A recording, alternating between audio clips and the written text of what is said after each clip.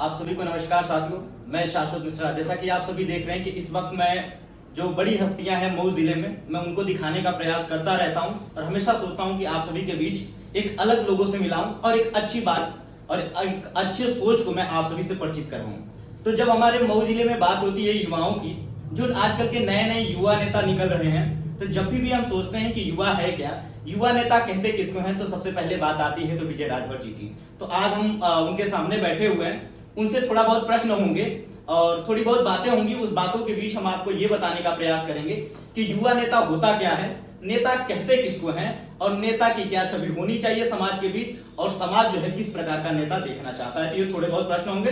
सबसे पहले सर आपका हमारे चैनल पे नमस्कार, स्वागत है। बहुत धन्यवाद। जी जी सर, सबसे पहले आप अपना परिचय बताएं। मैं विजय राजभर जी, पूर्व विधायक हूँ जी जनपद मऊ का निवासी हूँ। जी जी भारतीय जनता पार्टी का नेता हूँ। जी। तो सबसे पहले मेरा प्रश्न सर ये रहेगा कि क्या नेता होता क्या है, नेता कहते किसको है?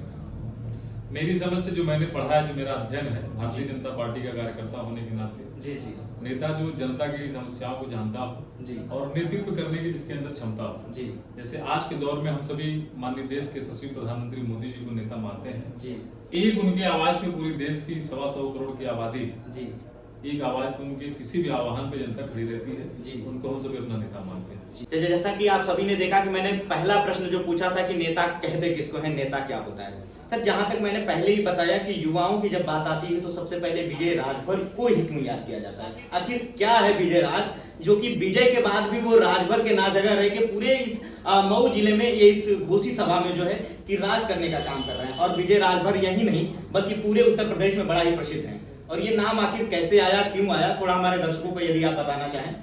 देखिए, मेरा सौभाग्य है कि मैं भारतीय जनता पार्टी का कार्यकर्ता हूं और जी। भारतीय जनता पार्टी आज बल्कि देश ही नहीं पूरे विश्व स्तर की सबसे बड़ी कार्यकर्ताओं की पार्टी है। जी जी और जहां तक मैं अपनी बात करूं, मऊ की बात करूं, तो ये मेरा सौभाग्य है। लोगों ने हमें स्नेह दिया, प्यार दिया और इस लायक बनाया जी कि मैं आज इस मुकाम पे हूँ। जी। नहीं तो हमारे नाम के और हमारे जैसे न जाने कितने लाखों नौजवान इस मऊ जनपद की सड़कों पे टहल रहे हैं। जी जी मेरा सबके साथ अपना जो प्रेम है, जी जी उसी के साथ मैं नौजवानों से आग्रह करता हूँ, जितने भी नौजवान जो जी। समाज से क्षेत्र में है, सामाजिक क्षेत्र में है, राजनीतिक क्षेत्र में है, जी जी सभी लोगों को अपना जो एम है, जो मिशन है, जो लेके आए हैं सामाजिक जीवन में, जी। उसको एकदम तन्मयता से और बहुत ही ईमानदारी पूर्वक को पूरा करने का काम जी। करें, ताकि समाज में उनकी एक पहचान बने। जी। और इसी नाते जहां तक हमें लगता है कि भारतीय जनता पार्टी की नीतियां हैं और जिस प्रकार से हमने जो संघ की शाखाओं में जो सीखा है, जी। उसके आधार पे हम लोग काम करने का काम करते हैं। और जैसा कि आपने कहा कि यहाँ हम लोग राज करते हैं, जी, जी, बिल्कुल गलत बात है कि राज नहीं करते। हम लोग आज भी जनता के बीच उसी प्रकार बने हुए जैसे पहले थे। जी। और जन सेवक बन करके ही जनता का दिल जीता जा सकता है, जो मैं करता हूँ। जी जी बिल्कुल।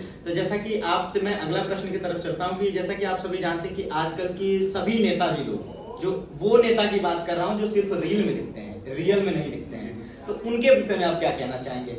देखिए, मेरा किसी के ऊपर कोई कमेंट नहीं है। मैं सिर्फ अपने बारे में जानता हूँ, अपने बारे में बताना चाहता हूँ। जो जी, हमारे जी। नेतृत्व करता मैं माननीय योगी जी को और माननीय मोदी जी को मैं फॉलो करता हूँ। जी। और इन लोगों से पहले मैंने मुख्यमंत्री गणों को देखा है और माननीय प्रधानमंत्री गणों को भी देखा है। जी, जी। लेकिन जो स्थिति आज है, हमारे देश के यशस्वी प्रधानमंत्री जी। और यशस्वी मुख्यमंत्री उत्तर प्रदेश सरकार, जी जी दोनों लोगों की मैं बारी बारी चर्चा कर लें जी। तो आप देखेंगे कि माननीय मोदी जी इस देश के ऐसे पहले प्रधानमंत्री हैं जो डायरेक्ट जी। वो गांव के गरीबों से, किसानों से बात करते हैं। जी। वो आंगनवाड़ी की हमारी दीदियों से बात करते हैं। जी। वो देखेंगे तो मजदूरों से भी बात करने का काम करते बिल्कुल। हैं। और जब परीक्षा का समय आता है, बोर्ड की जो परीक्षाएं समय आता है, देखिए अभी तिथि तय है, जी। हमारे बच्चों से भी बात करते हैं। और सेम उसी कंडीशन में हमारे माननीय मुख्यमंत्री जी हैं। जी। तो रील का तो मैं ये नहीं कह सकता, जो नेता है मैं उनकी बात में करूंगा। आज के जो नेता है, जो जनता में रहेगा वही नेता रहेगा जी। और उन्हीं को हमसे मानने का काम करेगा, जनता भी उन्हीं को मानेगी। जी बिल्कुल। तो जैसा कि आप सभी ने देखा कि लगातार हमसे बात चल रही है विजय राजभर, जो कि युवा नेता, आज युवाओं के बीच सबसे ज्यादा प्रसिद्ध नेता हैं हमारे मऊ जिले में। और चलिए आगे की तरफ चलते हैं। सर आप जैसा कि अभी इस वक्त वर्तमान में देखा जाए तो आप भाजपा से जुड़े हुए हैं, बीजेपी, जो कि आज के समय में देखा जाए तो बीजेपी को अगर खड़ा देखा जाता है तो बच्चा बच्चा नाम याद करता है तो मोदी जी, केवल इस पार्टी को जाना जाता है तो मोदी जी। तो आखिर मोदी जी में ऐसी क्या बात है और सिर्फ मोदी जी के ही नाम से इस भाजपा को और इस बीजेपी पार्टी को बच्चों बच्चों के जुबान पे सुनने को भी मिलता है, देखने को भी मिलता है? सर नहीं, बिल्कुल ऐसा नहीं है। आप हमारे पीछे देख सकते हैं, जो भारतीय जनता पार्टी के जो संस्थापक सदस्य रहे हैं, जिन्होंने इस राष्ट्र के लिए अपना बलिदान दिया है। जी। ऐसे मोदी जी उसी भारतीय जनता पार्टी के एक छोटे से कार्यकर्ता जी। हैं जिन्होंने हमारी मातृ शाखा जी। जो राष्ट्रीय स्वयंसेवक संघ से निकल करके और प्रधानमंत्री के पद तक का सफर तय किया है। जी जी और उसी शाखा से निकलने वाला व्यक्ति शाखा हमें ये बताती है जी कि हमारा स्वयंसेवक वो हर काम कर सकता है जी। जो राष्ट्र हित में होगा। जी। और आज माननीय देश के यशस्वी प्रधानमंत्री माननीय मोदी जी आप देखेंगे राष्ट्र को जो राष्ट्र यहाँ भ्रष्टाचार के नाम से जाना जाता था जो कांग्रेस करती थी, जी। वो राष्ट्र जो चोरी डकैती बलात्कार के नाम से जाना जाता जी। था, आज वो राष्ट्र भारत माता और कितना ऊपर जाने का काम कर रहा है राष्ट्र। आज पूरे जो विदेश नीति हमारी उसको आप देख सकते हैं, जी जी पूरे विदेश में यानी वैश्विक स्तर पर भारत की जो पहचान बनी है उसको माननीय मोदी जी ने किया है। जी। और दूसरी बात जो आपने पूछा कि बच्चा बच्चा मोदी जी को जानता है, जी। उसका सिर्फ और सिर्फ एक कारण है कि मोदी जी का जनजन से जो लगाव है, चाहे आप कोविड काल में देख सकते हैं माननीय मोदी जी ने चाहे वो श्रमिक हो, बुजुर्ग हो, नौजवान हो, महिला हो, सबके लिए चिंता करने का काम किया। और इसी नाते मोदी जी हर घर में है, हर दिल में है और देश के सभी नौजवानों की धड़कन में धड़कते हैं। जी। तो जैसा मेरा एक और प्रश्न है, थोड़ा सा तीखा प्रश्न है जी। कि बीजेपी है, सपा है, बसपा है, कांग्रेस है और अन्य अनेक बहुत सारी पार्टियां हैं जिनका हम जिक्र विषय नहीं करेंगे। इसलिए नहीं करेंगे क्योंकि यहाँ इस वक्त जब हम जिसके साथ बैठे हैं उनकी बातें करी जाए तो बेहतर है। तो सर इन सभी पार्टियों में से सबसे अच्छी पार्टियां आपको कौन सी लगती है? भारतीय जनता पार्टी। भारतीय जनता पार्टी। तो क्या ऐसी कौन सी बुराई है सपा में, कांग्रेस में और बसपा में कि जिसे हम पसंद नहीं करना चाह रहे हैं, या फिर आपको ऐसा लगता है कि हमारी भाजपा पार्टी जो है हमारे लोगों को, हमारे देश के जन जन तक कुछ बातें पहुंचाने का प्रयास कर रही है जिनसे हमारे लोगों का उद्धार हो? ऐसी क्या बात है भाजपा में, क्या बात है? भारतीय जनता पार्टी राष्ट्र की बात करती है, राष्ट्र सर्वोपरि है, राष्ट्र रहेगा तभी हम रहेंगे। जी। आप अभी पाकिस्तान की स्थिति देख लीजिए, बांग्लादेश की स्थिति देख लीजिए, श्रीलंका की स्थिति देख लीजिए, अफगानिस्तान की स्थिति देख लीजिए, जी। आप पूरे वैश्विक स्तर पे देख लीजिए। जी जी जहां भी देखेंगे आप ये पाएंगे कि वहीं के लोग अंतरकलह के कारण वही देश आपस में लड़ता है और देश बर्बाद हो जाता है। जी। लेकिन मैं देख रहा हूँ जब से इस देश में मोदी जी प्रधानमंत्री बने हुए हैं तब से देश को एक सूत्रों में उन्होंने बांधा है और राष्ट्र सर्वोपरि उन्होंने कर रखा है। जी।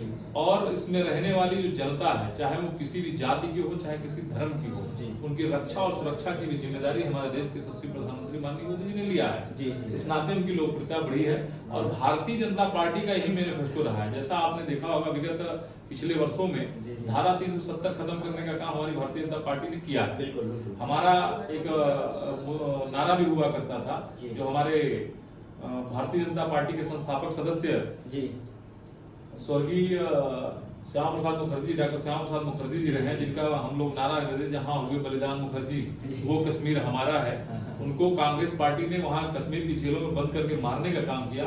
उनकी सिर्फ इतनी ही मांग थी कि जो देश के हमारे सभी नागरिक, जो भारत के नागरिक हैं, उनका भी अधिकार कश्मीर पे होना चाहिए। उसी मांग के लिए उन्होंने उनको मार डाला जेलों में और उसी नारे को हम सभी ने पूर्ण किया। हमारी पार्टी ने, मोदी जी और हमारे यशस्वी गृह मंत्री जी ने मिलकर के धारा 370 समाप्त करने का काम किया। और आज आप भी अगर चाहें तो जाकर के कश्मीर में निवास कर सकते हैं, बस सकते हैं और वहां आप मैंने सारी जो वहां की व्यवस्था वहां के लोगों के लिए आपको भी मिलेगा। और सबसे बड़ी बात जो कांग्रेस और अन्य दलों का बात आप कर रहे हैं, जिनकी बात कर रहे हैं, चाहे वो सपा हो, बसपा हो, कांग्रेस, कोई भी हो, मैं उनसे ये पूछना चाहता हूं कि वो इस बात को लेकर के क्यों नहीं चिंतित थे कि कश्मीर में जब तक धारा 370 लगा था तो वहां दलितों को आरक्षण नहीं मिलता था। लेकिन आज भारतीय जनता पार्टी ने जब से वहां हटाया है तब से वहां का जो दलित समाज है, सबसे ज्यादा अगर किसी को लाभ वहां हुआ है तो वहां के उन दलित समाज के लोगों को हुआ है। तो मैं पूछना चाहता हूं इन लोगों से कि आज तक इनके जुबान पे धारा 370 को लेकर के ताला क्यों बंद नहीं थी? जैसा कि आप सभी ने देखा कि मैं लगातार प्रश्नों पे प्रश्न करता जा रहा हूं और आदरणीय विजय राजभर जी की तरफ से बहुत ही अच्छा और बहुत ही सुंदर प्रश्नों का उत्तर हमें मिल रहा है और हम आप सभी के साथ बने हुए हैं। सर थोड़ा सा हम आते हैं व्यक्तिगत मुद्दे पे। व्यक्तिगत मुद्दे का मतलब ये नहीं है कि आपके जीवन यापन पे हम बात करेंगे। सर आपकी शिक्षा दीक्षा कहाँ से हुई?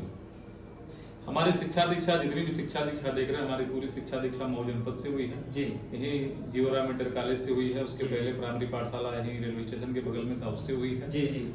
सोनी धापा के बगल में कमला शांति विद्यालय है, वहां से हुई है। और डीसीएस के पीजी कॉलेज से हुई है। और आगे की भी शिक्षा दीक्षा, अभी मैंने राजनीति शास्त्र में एमए किया, अभी पूर्ण हुआ, उसके पर एग्जाम दिया मैं डीसीएस के पीजी कॉलेज से। अच्छा। और साथ में एलएलबी की भी पढ़ाई अभी 5वां सेमेस्टर की परीक्षा मैंने अभी दी है। जी। 6वें की मई में परीक्षा है, तो सारी परीक्षा हमारी पढ़ाई यहीं से हुई है। मतलब निरंतर उसमें हाँ, पढ़ाई चलती रहती है, इसके जारी है। साथ साथ वो भी सारी चीजें चलती रहती है। तो आगे के प्रश्न की तरफ चला जाए कि आजकल का जो माहौल चल रहा है, प्रेम प्रसंग बहुत ज्यादा चले, तो क्या आप अपने जीवन में कभी इस तरीके का माहौल या फिर कभी किसी से ऐसा प्रेम हुआ है आपको? नहीं, ऐसा कुछ नहीं है, चूंकि हाँ। हमारे बैकग्राउंड में जाएंगे तो चूंकि बहुत ही संघर्ष रहा है। जी जी पिताजी, दादाजी, दादी जी सभी लोगों ने बड़ा संघर्ष करके यहाँ तक आए हैं। जी तो उसके लिए मैं समझता हूँ कि फुर्सत ही नहीं मिल पाई जी। उधर हम लोग मुड़ करके देख पाए। जी जी। तो उनके लिए आप क्या संदेश पहुंचाना चाहते हैं, जो कि अपने पथ को भूल चुके हैं, अपने राह को भूल चुके हैं और कहीं अपनी अन्यत्र अलग राह बनाते हुए जा रहे हैं, जिस तरीके से जो मैं धारणा जो मैं दर्शाना चाहता हूँ, तो उनके विषय में आप क्या कहना चाहते हैं उनके लिए? मेरा सिर्फ इतना ही कहना है कि भारत सभ्यता और संस्कृतियों का देश है जी। हमें अपनी सभ्यता और संस्कृतियों को नहीं भूलनी चाहिए जी। माता पिता और अगल बगल जो माहौल है हम देखते हुए जी। अपने लोगों का सम्मान हमें हमेशा ख्याल करना जी। चाहिए और जिन्होंने हमें जन्म दिया, पढ़ाया लिखाया, जी। उनका सम्मान किसी प्रकार से भी न उसको ठेस पहुंचे, जी। इसका हमेशा ध्यान रखना चाहिए। जी, धन्यवाद आपका। कि जैसा आपने देखा कि ज्यादा समय नहीं लेंगे सर का, काफी समय हम ले भी चुके हैं और सर से बात हुई, हालांकि बहुत सारे प्रश्न हुए और इस प्रश्नों के दौरान जो भी इनके बारे में चीजें थी हमने आपको बताने की बात की और जताने की बात की और ये चीजें हम बहुत जल्द आपके सामने प्रसारित करेंगे। तब तक के लिए आप जुड़े रहिए MS न्यूज से शाश्वत मिश्रा। नमस्कार, धन्यवाद, राधे राधे, जय हिंद, जय भारत।